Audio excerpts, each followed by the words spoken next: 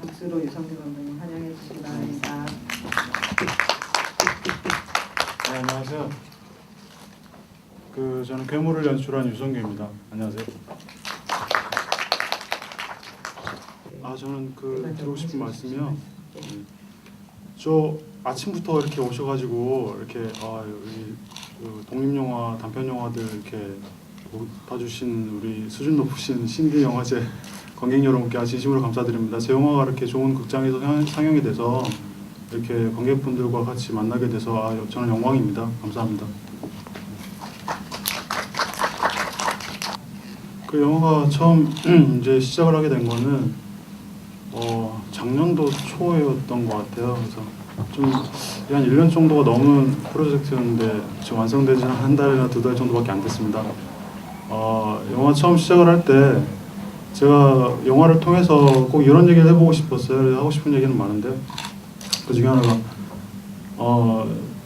뭔가 우리가 어떤 집단이 있고 그 집단과 내가 생각이나 가치관이 동일하지 않을 때 우리가 많은 어려움을 겪잖아요. 예를 들어서 저런 모임이 있는데 그런 모임에 내가 소속되지 못할 때 나는 왕따 취급을 당한다든지 괴물 취급을 당한다든지 이런 경우가 많잖아요. 우리 한국 사회에서 그런 문제들에 대해서 어떤 식으로 얘기를 한번 풀어보고 싶은데 어떤 식으로 해볼까 고민을 하다가 좀 더 길게 하겠습니다. 네, 괜찮습니다.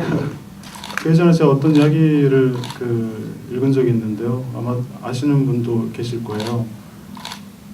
옛날 중국 고사에 보면 이런 얘기가 있더라고요. 어떤 옛날에 무슨 어떤 한 나라가 있는데 그 나라에 우물이 하나 있었는데요.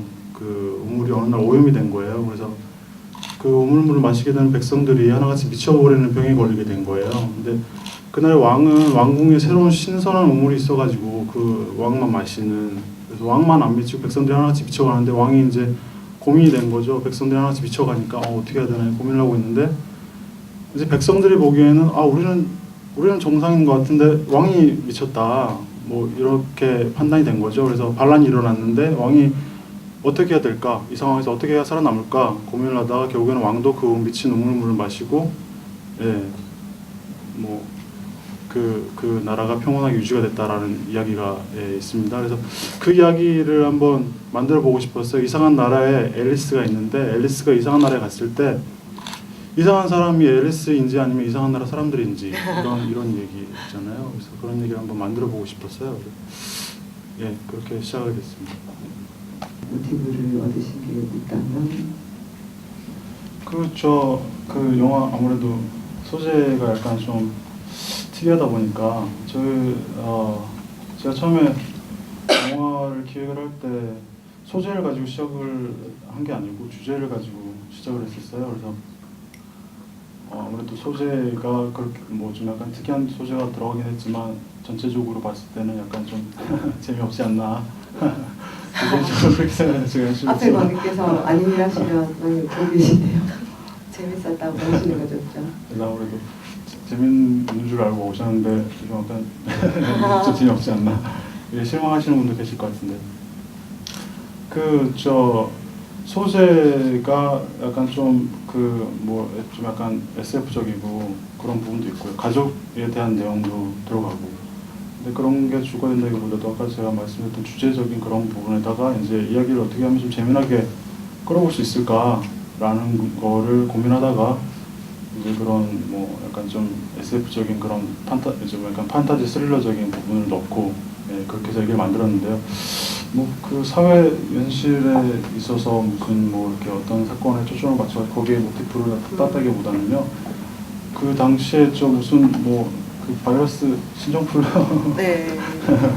그런 상황들에 발생해가지고 사람들이 이렇게 같이 모여있기도 그런 상황들, 그런 상황들에 영향을 받았던 것 같습니다. 가족을 차용을 해가지고 영화를 꾸몄을 때 가장 우리 영화가 가지는 장점이랄까 이런 걸 고민을 해봤는데요. 제가 생각을 했을 때 이런 것 같습니다.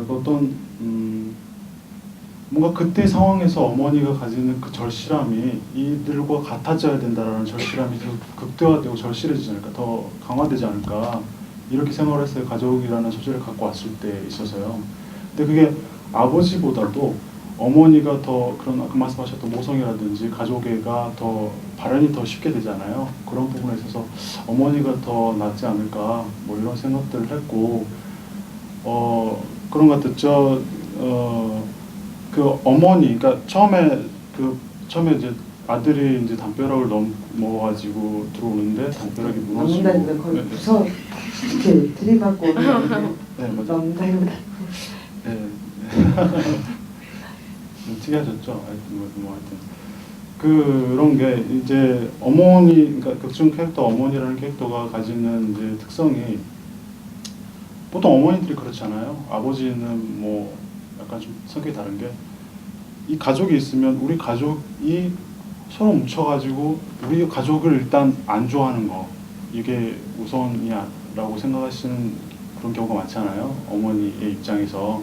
그래서 우리 뭔가 좀 이상해지고 병이 걸리고 하면 어떻게든 돌려보려고 정상으로 돌려보려고 그런 마인드 이제 그런 생각을 가지고 있는데 그런 가족이라는 집단에 이제 아들이 바이러스에 감염을 돼가지고 이제 침투를 하는 뭐 그런 이미지를 한번 만들어 보고 싶었어요. 그렇게 되면 어떻게 해야 되나 싶다가 이제 그 가족이라는 울타리에 이제 무너뜨리고 들어가는 그런 이미지로 그래서 무너뜨리는 그 장면을 삽입하게 됐습니다. 그러니까 아까 말씀드렸던 부분이랑 이제 약간 좀 되는 건데 그 아버지가 남아가지고 이렇게 서로 그 가족들을 하나같이 같은 이제 울타리 안으로 이제 뭐 이렇게 보호한다는 그런 개념보다도 어머니의 모성애가 발현이 돼가지고 가족들을 하나같이 다 이렇게 정상으로 돌리려고 하는 노력이 더 간절해 보일 것 같은 느낌이 들었어요. 그래서 어머니를 뭐 여기 계신 분들 중에도 영화 하시는 분들 아마 많으실 테고 그러실 것 같아요.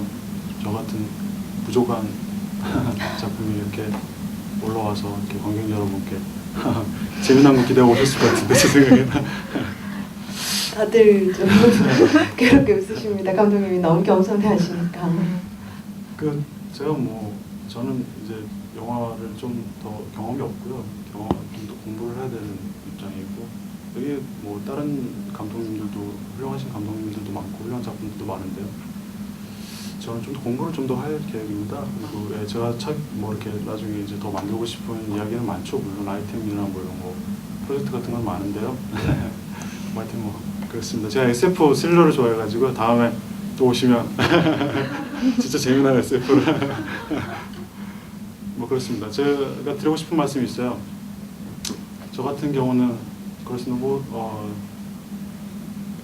제가 항상 하고 싶은 말이 있고 사람들한테 그런데 그런 말들을 전하지 못하고 사람들하고 가식적으로 만나는 경우가 많잖아요. 사람들 간의 관계에서. 네, 저를 쳐다보십니까? 네. 친한 친구가 아니면 내 속마음을 드러내기 어렵고 그런 상황들이 많은데 이제 누구는 이제 뭐 글을 써가지고 소설로 시로서 이렇게 뭐 노래로 이렇게 자기 생각을 말하는 사람도 있는데 저는 영화로 한번 제 생각을 말해보고 싶었어요. 이런 생각이 내가 있다라는 거를. 근데 그 생각을 말하는 거가 중요한 게 아니고 말했을 때 그걸 이제 들어줄 시간과 들어줄 장소, 기회, 사람들 그런 게 중요한 건데 이런 좋은 영화제에 상영이 돼가지고 이렇게 정말 수준 높으신 분들이라고 생각을 합니다. 또 괴롭게 웃으십니다. 진심입니다. 그 수준 높으신 관객 여러분들께서 이렇게 신디 영화제를 찾아주셔가지고 저는 너무 감사하고요. 이번 작품 말고도 다른 작품 같은 거 재밌는 거 많거든요.